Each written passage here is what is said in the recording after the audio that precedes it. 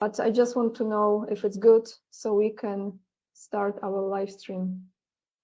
Welcome back to my channel, Scott. Thank you so much again for finding time for me today.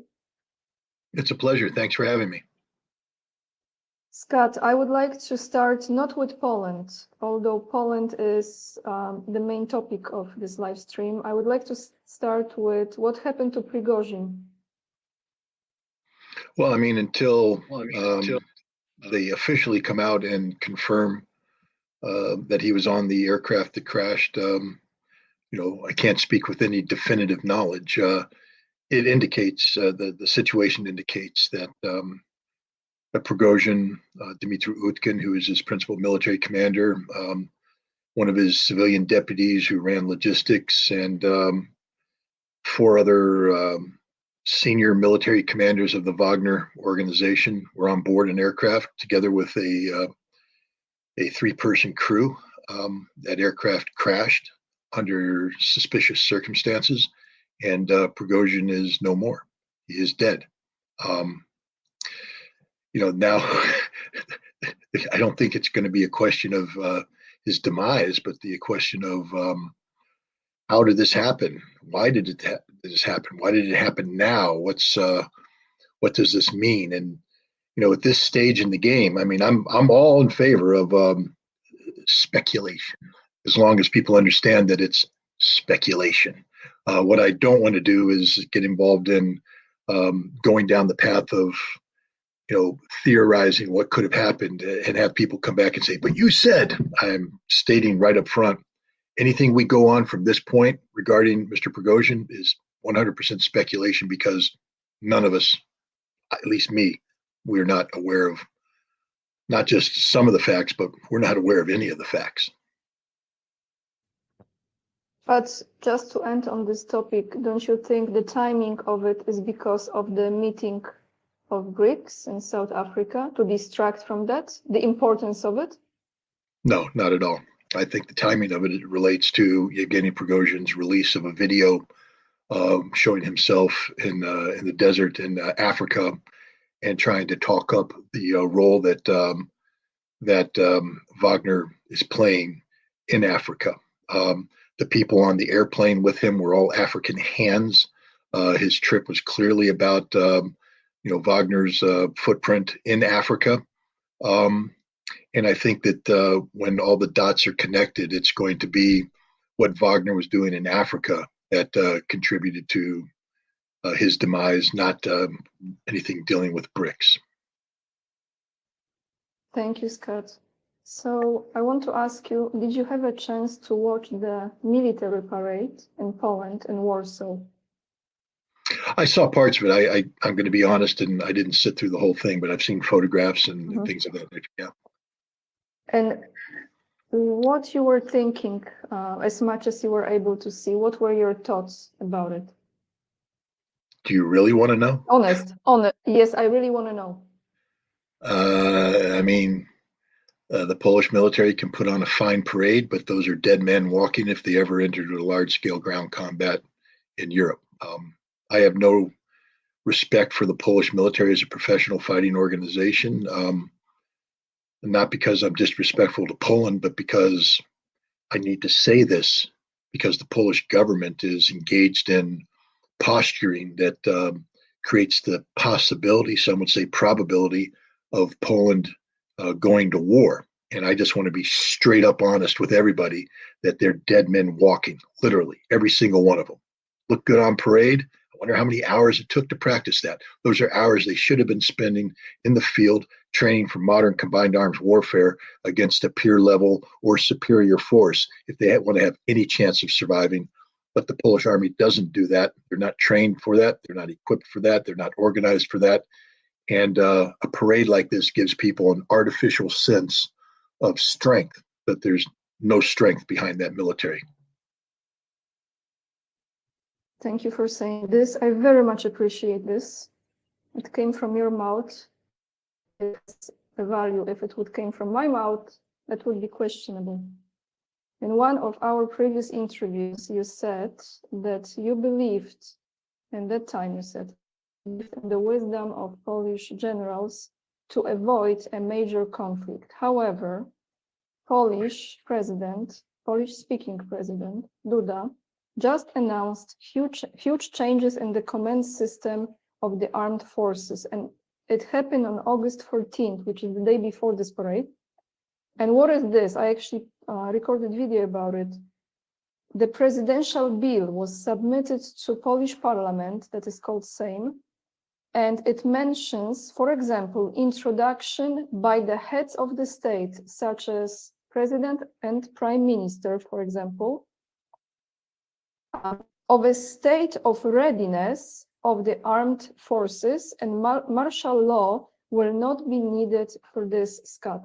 There are two types of readiness stated in that bill. One is a constant readiness, and another is not that constant, but still readiness.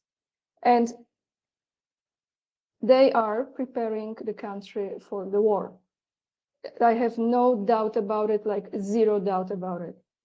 I would like you to, because I know many Polish people will be watching this video, I would like you to tell those Polish people now, if you can, if Russia is in the position and situation when they launch just one strike on Poland as a result of reacting to something, and they create this buffer zone. What would this mean for the people, for the country? Not maybe every country in Europe, but particularly for Poland. What would this mean? Well, I would just ask people in Poland to open up their history books and see what it means to be Poland, geographically located where Poland is. You're sort of right in the middle of where armies transit. You know what it feels like to have a Russian army marching on your soil. You know what it feels like to have a French army marching on your soil, a German army marching on your soil, a Soviet army marching on your soil. You've been a battleground and you've paid the price. Your cities have been destroyed. Your farms have been left fallow because the farmers are dead. Your children have been parentless. Your children have grown up in orphanages. You've seen your population decimated time after time after time.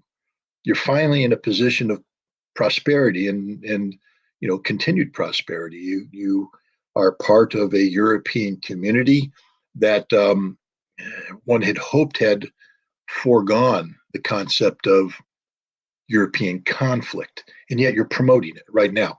Russia isn't threatening Poland at all. Zero. Russia has not issued one threat to Poland.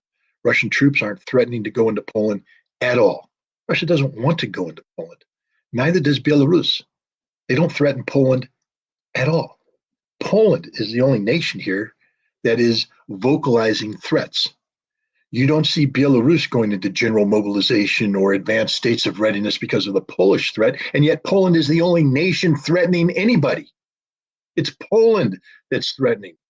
There's a, fool around, find out, play, stupid games, win stupid prizes. I could go on and on and on. Hey, Poland, you're playing a stupid game and you're going to get a stupid prize, but that prize is going to be measured in dead Polish citizens, in destroyed Polish cities.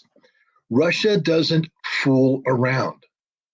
If you want to play the game, if you want to go bark at the big dog and pretend you want to bite the big dog, don't be surprised when the big dog turns around and snaps your head off, because that's what's going to happen to you.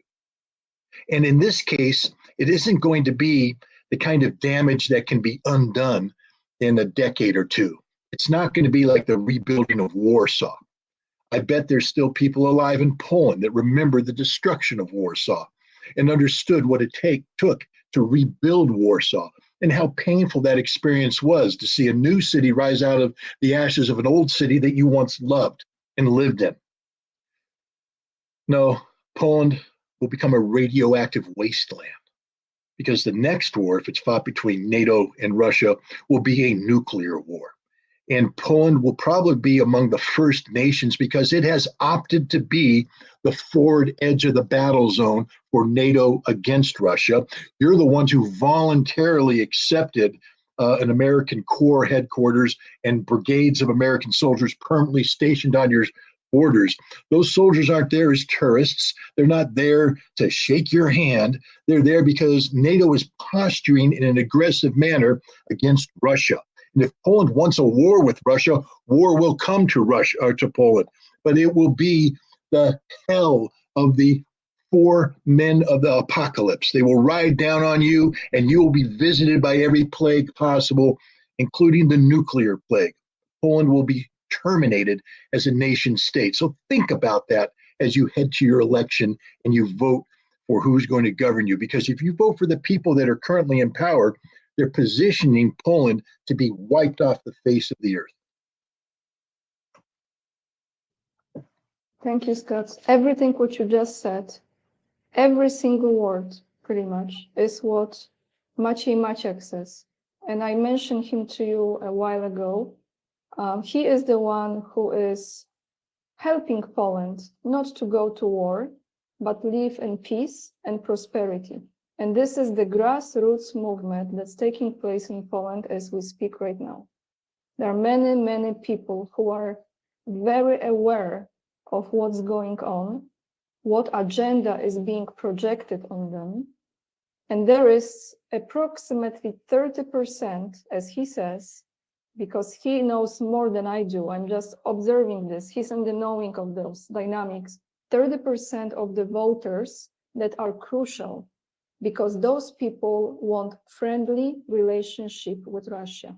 Okay, at least 30, which is a lot, Scott. And we don't have any party in Poland, any, that stands for peace. Now they are focusing on the campaign that should not be going on yet because it's illegal. However, they are kind of campaigning and they are focusing on Polish farmers, the grain from Ukraine. Meanwhile, behind the scenes, it's all about weapons, money, and all of this. And there is the only one person who's actually gathering people to change this reality. And we can change this. I never, ever, and you don't know this, I will tell you, I tell the audience, I never voted in my life. I know it sounds not good, but I never voted in my life in Poland. This is the first time, doesn't matter where I am physically, that I will vote for peace and prosperity. Because he said exactly what you said. The land will be burned out, there will be no life, and we will have this buffer zone that is between Germany and Russia. Everything ends. Do we really have to go this way? I don't think we have to, and we still have a choice to make, and people can do it. I want to ask you if there is a moment when, again, really, I hope hypothetically, if there is a moment when Russia has to make this decision, do we press this button or we don't, right? Which is like a nanosecond. Is there any form of communication, in your opinion, going on between United States and Russia before this happens, before it hits Poland? I don't even want to say it, okay? But we have to think like this in order to prevent this. Is there any form of communication, or this is just their own decision? Because I don't know, like, is there any level of agreeing to do something like this? Well, there is a hotline that exists that connects Washington, D.C. with the Kremlin. And it's supposed to be tested several times a day, where the translators, the military officers, pick up the phone and they confirm connectivity. They pass on birthday wishes, whatever. There's also other means of communicating so that data can be sent across as well. The problem is that that's just a mechanism of communicating. For instance, you and I are communicating right now through the vehicle of StreamYard, using online cameras, using internet connectivity, etc. So we have the potential of having a conversation. But you and I have a history of talking together, and I think we have developed a rapport, a trust, an affinity, so that not only can we talk to each other, but we enjoy talking to each other, and we trust each other's motives in engaging in this conversation.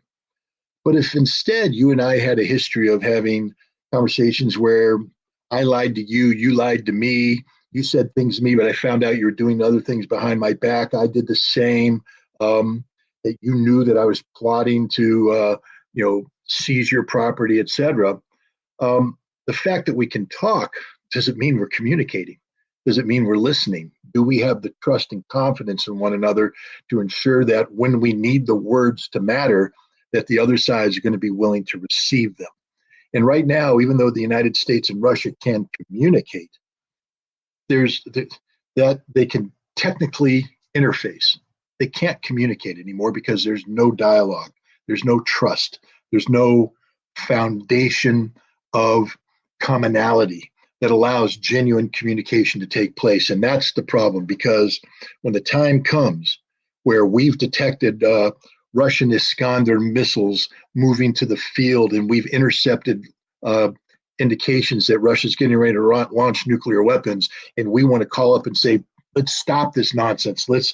And we pick up the phone, they pick up, and we start saying, hey, and they're going, ain't listening to you. You had plenty of time to do this beforehand. We're done talking. Click, push, bam, Poland's gone. Poland has put its fate, its future, in the hands of idiots in Washington, D.C., who have destroyed any ability of the United States and Russia to communicate effectively. And this isn't something that's just been happening recently. When Donald Trump came in, and I know there's a lot of people out there going, Trump, we really want Trump. We really want Trump. He'll save the day. He won't. Donald Trump came in, and even it started under Barack Obama, though, but Trump furthered it. There was a time when we talked about bureaucracies, the establishment, and everybody's like, boo, establishment, boo. But you know what?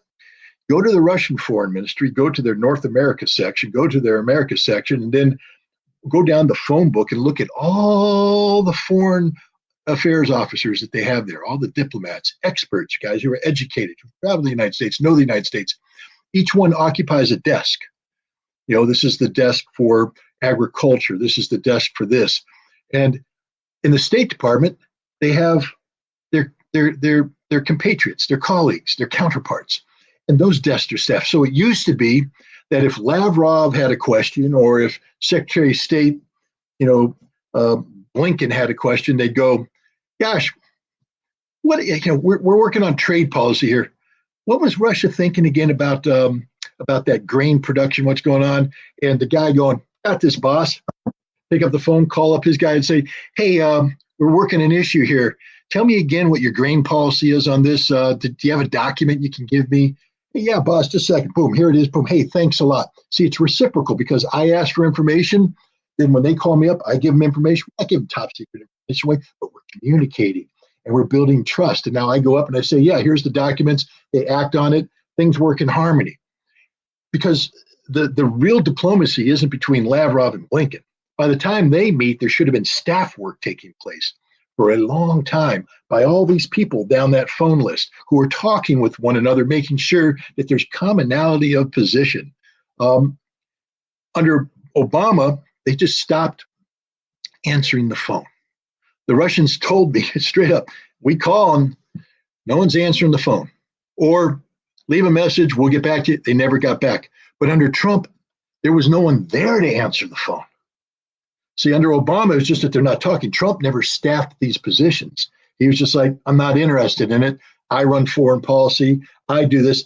And so the Russians are sitting there going, hey, they disconnected the phone. There's no one for me to talk to. And then what the Russians did is say, well, we can't just let you sit there in a desk and do nothing. We're going to reassign you. And when they reassign you, all that skill set that you've developed over the years, the interaction, the expertise, the insights, it's flushed down the toilet of life as you pick up your new skill set.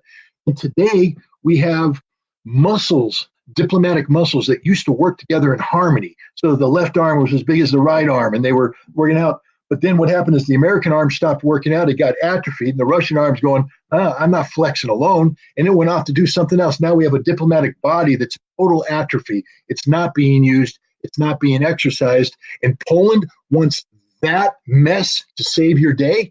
You're hoping that America will somehow be the mature superpower you think it is. We're not. We are an immature teenager throwing a tantrum under the influence of narcotics or alcohol. We're anything but the responsible adult you think we are. Scott, thank you so much for sharing this. This is insane. Literally, there is no one in this position to communicate.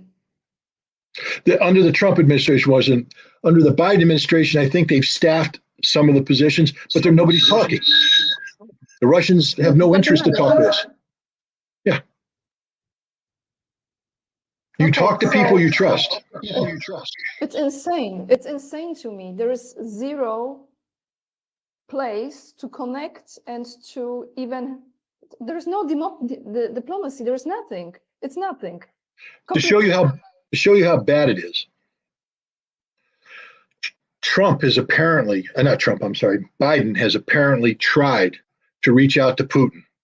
Now, normally in the real world, if a national leader of the importance of a Joe Biden wants to talk to Putin, Putin will take that call because it's the president of the United States. And of course, Russia should be concerned about what the president of the United States is thinking. It doesn't mean that Russia has to agree, but they should be like, wow, Joe Biden's calling us. I think I want to take that call, find out what's going on.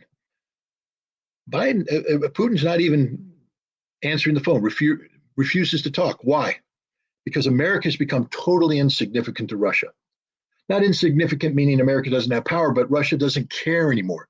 How many times does Russia have to hear America say, we condemn you for this, we condemn you for that, we sanction you here, we sanction you there, we're trying to destroy you, we're trying to do this, we're trying to do that. So Russia finally just goes, it's the mute button. And not just the mute button, but turn the damn thing off. I don't want to hear it anymore. I don't care because I've gotten on with my life. Russia just was part of this BRICS meeting. 6 new members. Could have been more, but they picked 6. They're growing in a major way, redefining the global interaction. Hey, Poland, you picked the wrong side. Should have picked the winning team. You're on the losing team. You're trying to be part of the G7. You should be part of BRICS. You're trying to make sure you're an important member of EU. They don't like you. They're willing to destroy you, have you blown up, be the buffer zone. Why don't you jump over here to the Shanghai Cooperation Organization? They'll at least bring you to the meeting and listen to what you have to say and care about you. Not America. We don't care about you. Please, Poland, look at the situation in Ukraine. Do you not understand that we simply sacrificed 400,000 Ukrainian soldiers for nothing? That we don't care? There's not a single American crying. There's not anything going on in America because our hearts don't feel it because we don't care. And if you think that we care about you, but we don't care about the Ukrainians, you're wrong. You're the same. You're the exact same thing in our minds. You're Eastern Slavs. You don't matter. We don't like you. We just want to use you for our edification, for our glory. And once we're done with you, once you've lost your utility, we will flush you down the same cesspool hole that we flushed Ukraine down. That's what you need to understand. We're not here for you. We don't care about you. We don't want to do good by you. You exist to please us. You exist to empower us. And when you stop being useful, and believe me, once this war in Ukraine is over, Poland has stopped being useful, we're going to leave you like we leave everybody. And unfortunately, I agree with everything. It's hard for me to say it, but it's true. Scott, if you see this scenario now, do you think there will be any attempt from Polish side to, I don't even know how to frame this question. How do you see this really going at this moment? Because it doesn't look they are calming down. Actually, they might be slightly because now they focus on the election coming, but after, full steam ahead, in my opinion. They're changing the laws as we are here, you know. So how do you see this from your expertise looking at it? How this might go? Well, again, I still believe that the Polish senior officers know the reality, that not a single one of them is self-delusional enough to believe that they can fight the Russians in a stand-up fight and prevail, that they will die. Look, any good military officer given the task of defending his or her country will say we need to be prepared to defend Poland from all threats. So if Russia wants to invade, then we need to be prepared to defend ourselves from any Russian invasion or Belarusian incursion. That's cool. I'm with that. But that's not what they're talking about. They're talking about having Polish forces advance into Western Ukraine, for Polish forces to impose their will on Ukrainian territory in a manner which could lead to conflict with Russia, in which case Poland will die. That's a whole different kind of war that's going on. And no Polish general worth his salt or her salt is going to say, yeah, we're good with that. They would all, I believe, give the same counsel. Sir, we're years away from doing that. We need billions of dollars of investment in equipment, training. We need to restructure our entire armed forces, et cetera. That's not going to happen between now and the Polish election. So what's happening right now, I believe, is posturing done by the Polish government to instill fear into the Polish people so that they vote for the Polish government that's currently in power to protect them. They're exploiting your ignorance. They're exploiting your fear. They're posturing in a way because everything they're doing, none of it's going to create a military capable of defeating the Russians. All of it's done, I believe, just to flex muscle. To be, if you're going to say a threat exists, you have to at least pretend that you're trying to prepare to beat that threat. And that's what I see that's happening. I think that they're trying to instill a sense of fear by passing laws that indicate a threat exists worthy of changing the laws to respond to it, to have these military parades, to buy these new tanks from South Korea and other equipment. But I just think it's posturing. I could be wrong, of course, but I don't see Poland actually trying to commit suicide, which trying to build a military that could fight the Russians is suicide. I see this is a Polish government, and from what I'm reading, I could be wrong again. I don't have my thumb on the pulse of Poland, but there's a chance they could lose this election. It's not a guaranteed victory for them. They're worried. And so I see them doing things designed to reinforce the postures that they've been taking over the past couple of years to say everything we did was right because there's this Russian threat. We now do need to redouble our commitment to security, and we're the guys you have to trust. But my understanding is that there is some pushback within Poland on this, and that these guys are feeling as if they don't continue to play to their strength, the other side could challenge them effectively at the polls. You might tell me that I'm smoking dope and I'm wrong and that the government is strong as it's ever been, but my feeling is that they're running a little scared, and that's why they're doing these extreme policies. Yes, I agree with a lot what you said. However, there is a pushback. However, people still are under the impression, which is complete illusion, that this pushback is coming from any party that is currently in the Polish parliament, okay? There is no opposition that is pro-peace, Scott. None of the parties in Poland that exist are for peace. They are none. So there is literally no one in the position of power or decision-making who could change any outcome if the government decides, okay? There is no such a thing, except what I just said, is Ruch Dobrobytu i Pokoju, which is the movement for prosperity and peace, right there, prosperity and peace. In short, it's called DEEP in Polish, like deep in English, DEEP. There is no one who is saying that they should not strengthen the army, they should not buy more tanks or planes. By the way, the ones that they are buying from Korea, Polish citizens, Scott, didn't know the level of that they took from Korea's banks, if not for Korean parliament, from Korea, they learn, from Korea, not from Polish government. So now, okay, let's see. I really hope it won't happen. However, the laws are changing, not just this law. There are many other laws that will be affecting citizens of Poland. But there is one article I came across this morning. Oh, by the way, brand new signature that Polish-speaking president soon is about to sign is how to zip the mouths of every journalist who doesn't say what they want. Okay, so yeah. We have an article. I want to read this to you and ask you, what is this about? Because I'm not quite sure, and I know that you will understand this.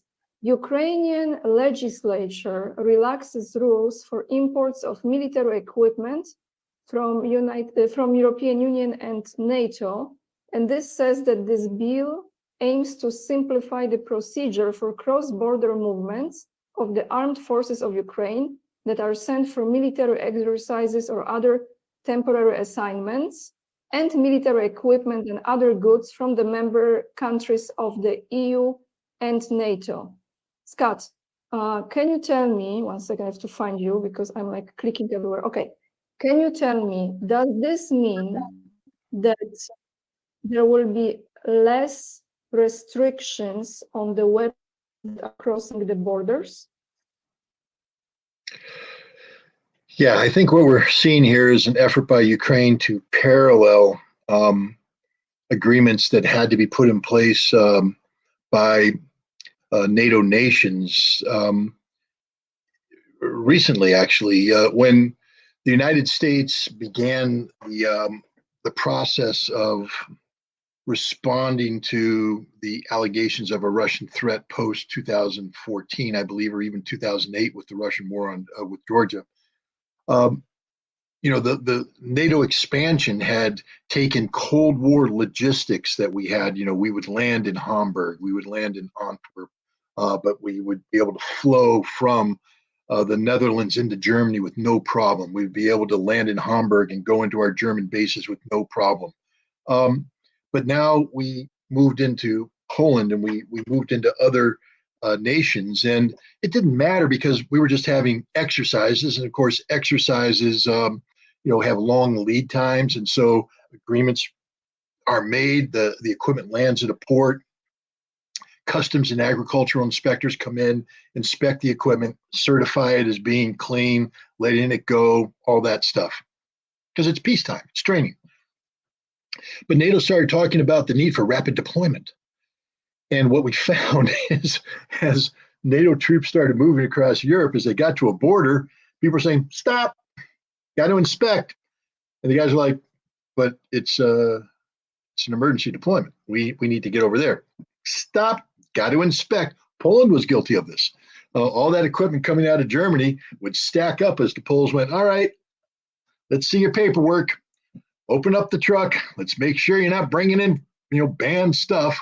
All this stuff. I mean, that's what sovereign nations do, but it slowed it down. And so they started passing rules to streamline this, to allow for the rapid movement of troops involved in exercises, or as they said, you know, short-term situations, you know, things of that nature. So I think they're just trying to replicate the rules. Some of this can be done for politics. But I think it's also done as a way of facilitating the rapid movement of forces across the border without creating a international crisis between two potential allies. So if Poland ever decided to send an armored division into Ukraine, that they wouldn't be stacked up at the border going through a customs check. They would just go. It's not about, you know, facilitating the transfer of weapons, so to speak. That's already done. All that paperwork's done in advance. Those are logistic. This is talking about taking troops out of barracks, putting them on the road, and driving them across the border, ensuring that there's no delays with customs and border control, things of that nature. So, from my very simple understanding, this could be that you actually bring more soldiers from another country, for example, like Poland, throw them into this conflict, to bring fresh meat to be sacrificed? I would say it this way. I think the most likely scenario for Polish involvement in Ukraine will come when the Ukrainian army collapses. And we're closer to that point now than we have ever been. I think the Ukrainian government has just acknowledged that they've exhausted their current mobilization, that there's nothing left. They don't have any more equipment. They don't have any more troops. They have nothing. So in order to sustain this fight, there's going to have to be not only a new mobilization, but a new provision of equipment for whatever troops are mobilized. It's not like Ukraine's sitting with a field full of tanks, but nobody to drive them. They don't have any tanks and they don't have any people. They're done. And unless something's done to solve this problem, Ukraine's going to run into what I call the broken string problem. If you just imagine the front line being 1,000 miles long and each side's military force is represented by a string, if you have continuous string along there, that means you're covering that frontage.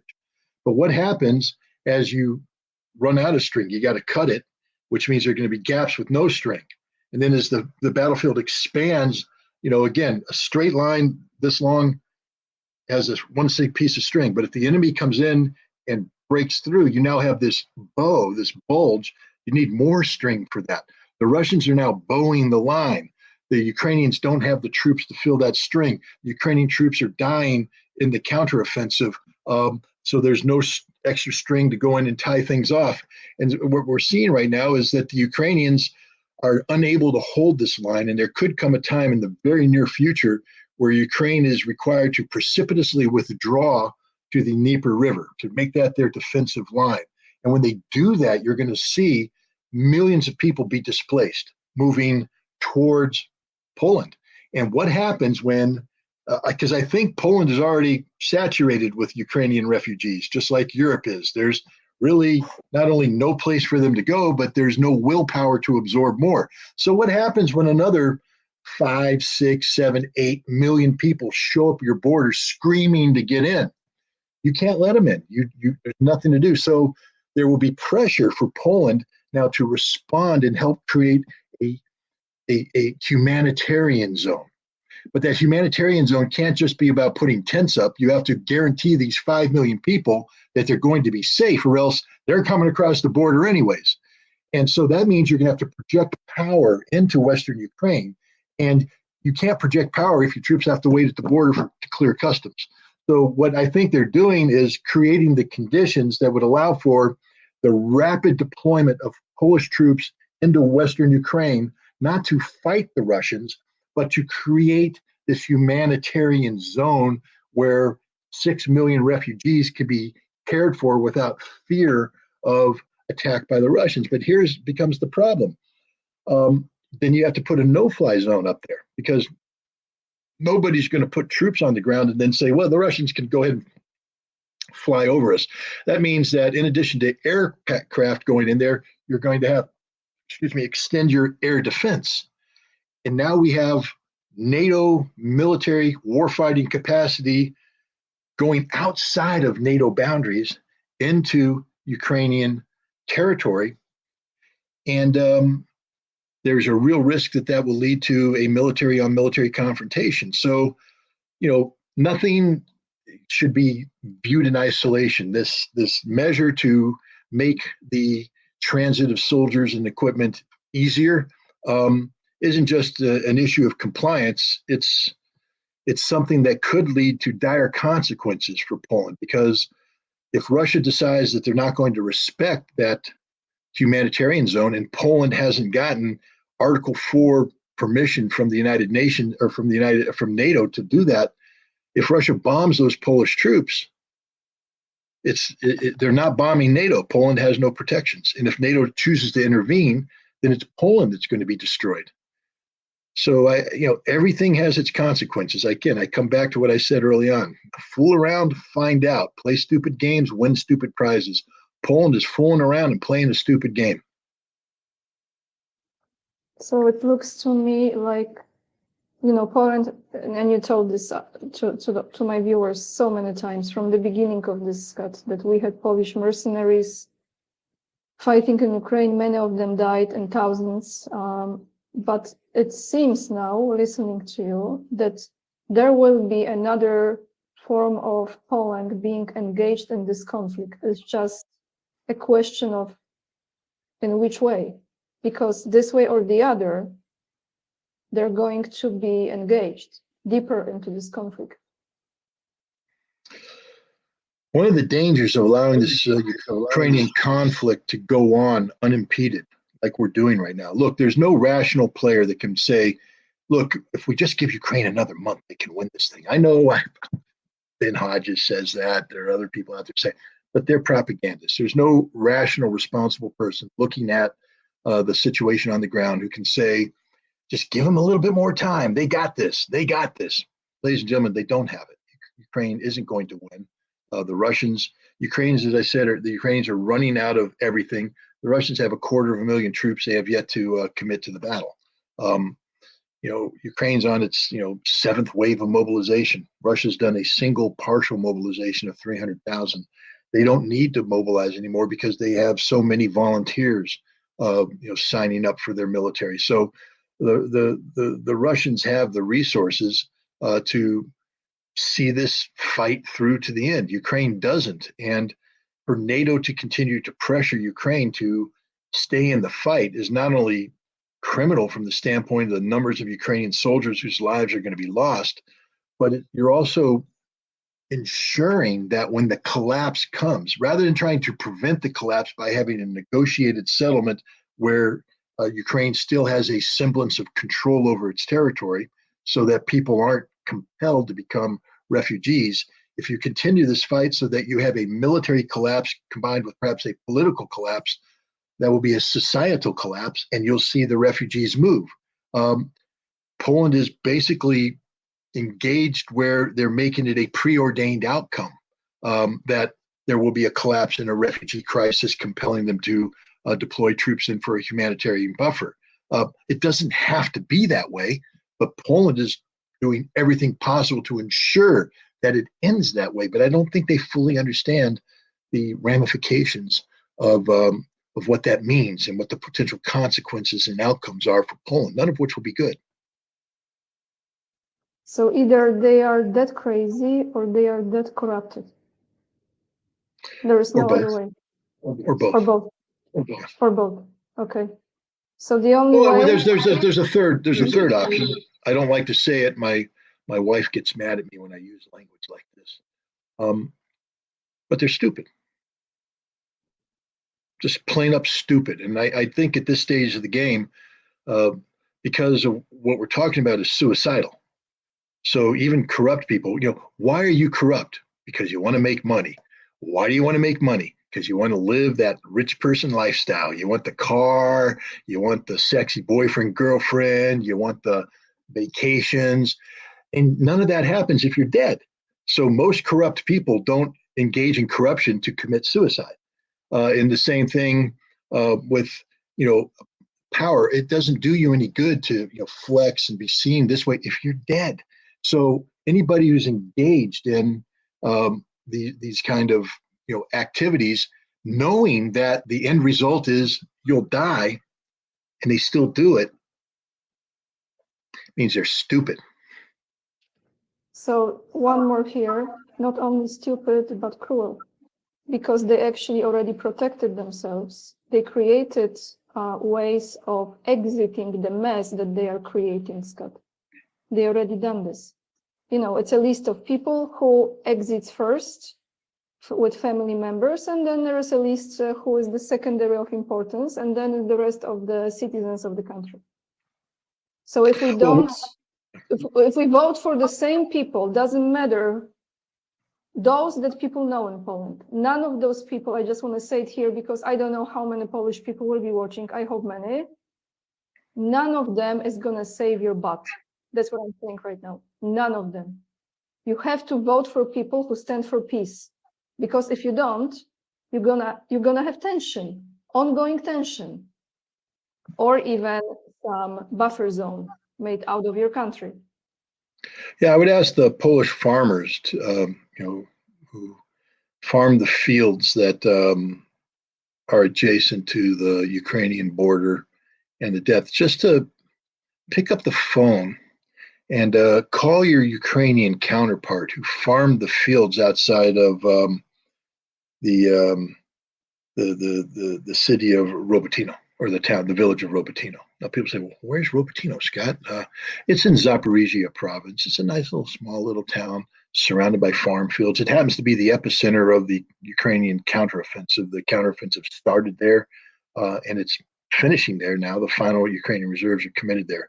But the beautiful farm fields there aren't being plowed. There's nothing going on. They're lying fallow because of this war, a war that Ukrainian farmer never saw coming, never once in his life. And as he farmed those fields, as he yielded those crops, he brought them in from harvest, did he think, wow, in 2021, 2022, 2023, I'm not going to be able to farm my fields because there's going to be a war going on that's polluting my fields with unexploded ordnance. And even when the war ends, I'll never be able to farm these fields because I put myself and my tractor, my livestock at risk until these fields are cleaned of ordnance, and that could take decades. Didn't think about that because he never imagined it.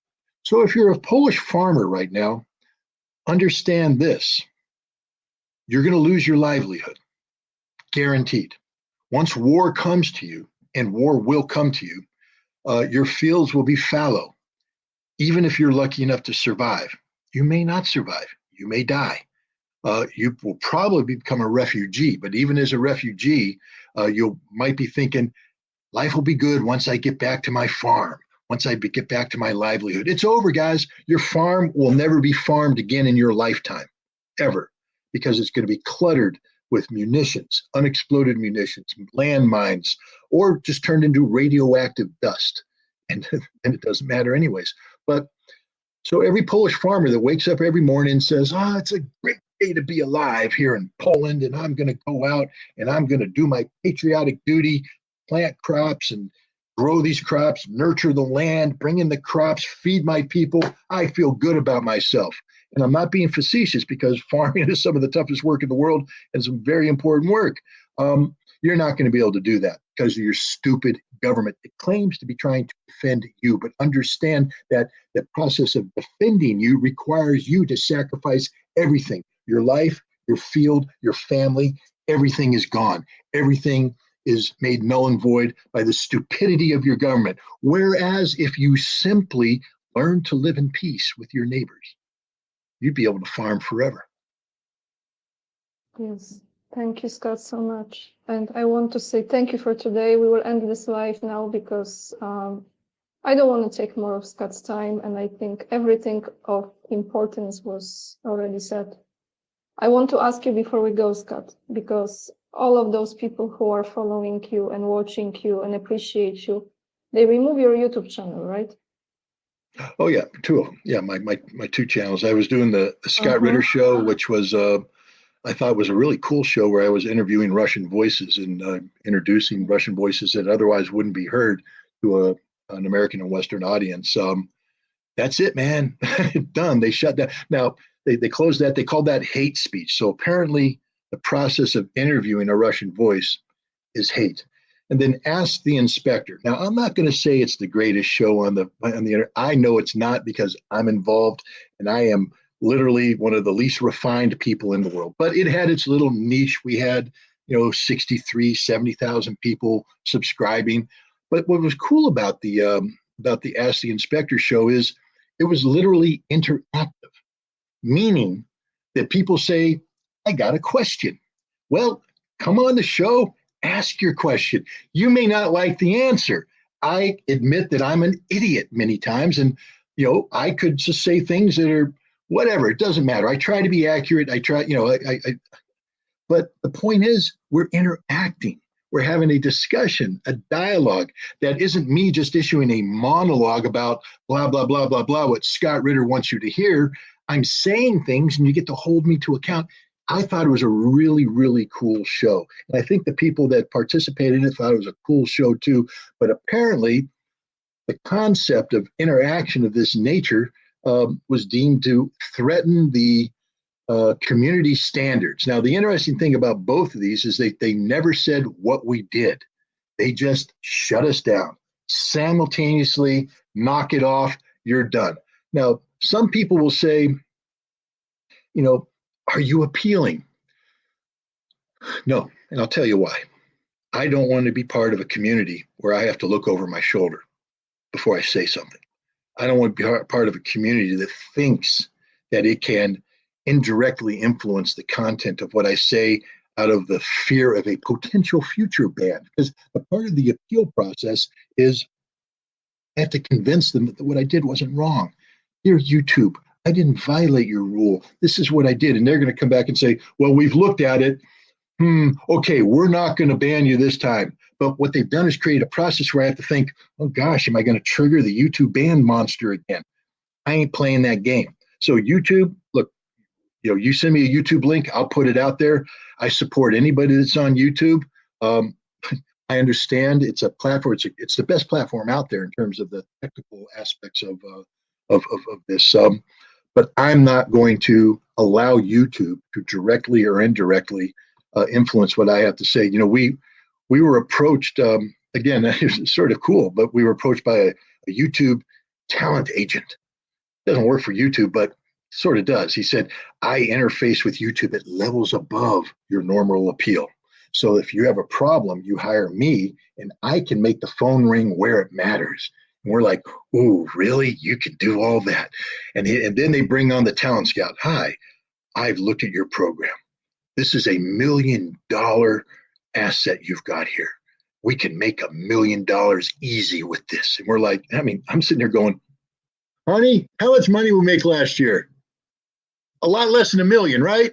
Yeah, $1 million sounds really good. I just married my daughter. I didn't marry her. Held a wedding. Very expensive things, weddings. So I'm like, $1 million? Tell me more. How do I make $1 million? And they got into all the things we had to do structurally. And I'm like, I'm sort of happy with Ask the Inspector, this simple format. No, we're going to do this, that, paywalls, boom, boom, boom, click, click, click. And I'm going, all right, what would I do for $1 million? And I'm being honest. I'm like, okay, maybe we could do some of the structural stuff. I don't know, but $1 million, God, that's a big lure. And then they came up with the thing. They said, but now there's an American comedian, George Carlin. I don't know if you're familiar with him. He's passed away, but he back in the 70s did this really cool skit, the 7 words you can't say on TV. I'm not going to say them here either, but it's just a funny skit. The things you can't say. YouTube hit me with the 10 things you can't talk about. Now, 7 of the 10 things they hit me with, I don't talk about anyways on a regular basis. Again, in Ask the Inspector, if you ask me a question, you shall get an answer. Usually the answer is, I don't know, because there is a lot I don't know about. But sometimes I say, I don't know, but I find that interesting. We'll put an asterisk next to it, and I'll do the research and get back to you. But 3 of the things I do talk about. And I said, we're done. Because I will never, ever, ever put profit ahead of principle. Okay, I have a principle here. I don't claim to be the world's greatest thing about anything. I'm not. There's people out there smarter than me. There's people out there who are damn better looking than me. There's people out there that sound better than me. Almost everybody has a better studio than I have. Everybody has better connections. I get it. I know where I stand in this world. But I will say that I'm a principled person, and that when I speak honestly about issues that I at least think I know something about. I try not to talk about things that I don't know about. So I think that there's, I have a principled stance that's fact-based, seeking to move us towards the truth using a fact-based narrative. And they were telling me I can't do that. And so you know what? I don't care if it's $1 million, $2 million, $5 million. I ain't going to play that game. They tried to bribe me back during the lead up to the Iraq War. I met with Paul Wolfowitz. You might know the name. And he offered me a hell of a deal. I got to tell you, I was like, that's a good deal. Apparently it's the standard package they offer to upcoming people to lure them into the system.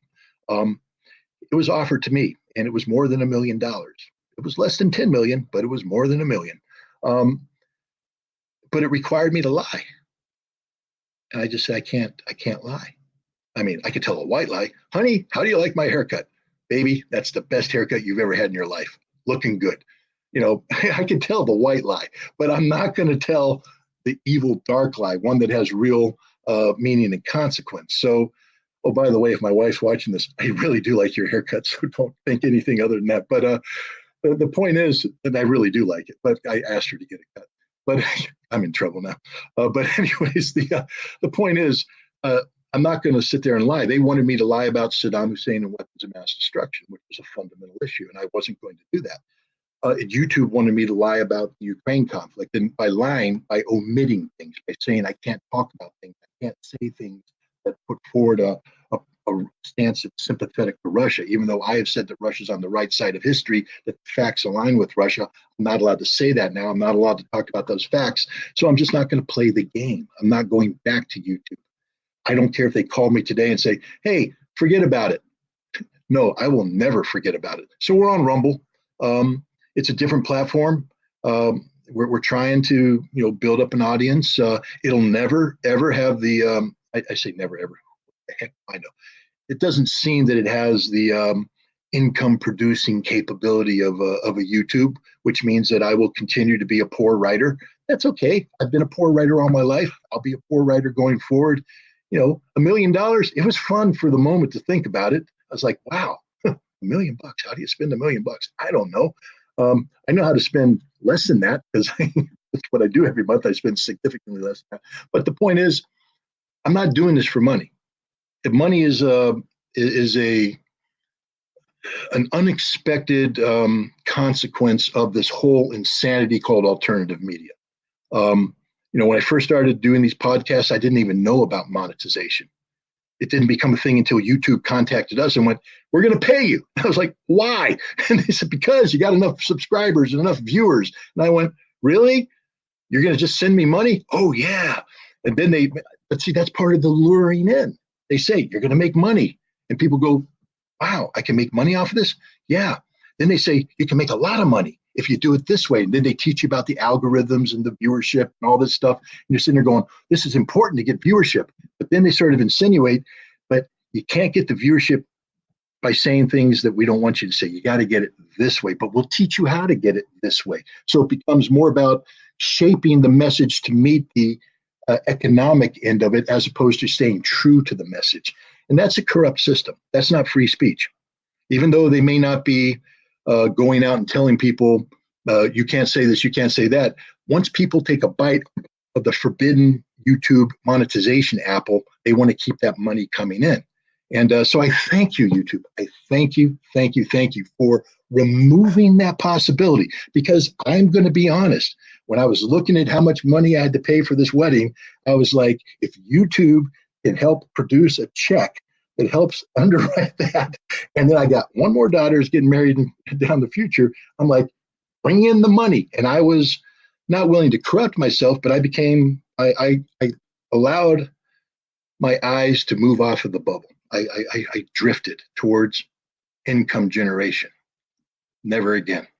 Stay true to the message, true to your content, true to what you believe. And I thank YouTube for helping me get over that hurdle, because now I don't care. I mean, if Rumble says, we're going to write you a check, I said, write it. I don't care. I'm not going to get excited about this anymore. I did that.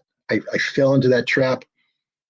I'm not going to do it anymore. I'll just write articles, and I'll get paid for what I write. And my family has adjusted to that, the limitations that come with writing books that nobody buys. And you do with what you do. Have a good sense of humor about it. But I'll tell you this, you ain't looking at a guy who's telling lies. You may not agree with me, but I ain't lying to you, and no money can make me lie. So I thank YouTube for this learning experience. Thank you, Scott. And how about we will have our next live on Rumble and on Locals? Oh, whatever you want. It's good. Whatever you want. It's good. Let's do it. So just for a change, next time when I connect with Scott, we will be training a different muscle on a different side. Why not? Right? Why not? You gotta train it because you're gonna lose it. Oh. It can't just be leg day. You got to have arm day. You got to have back day. So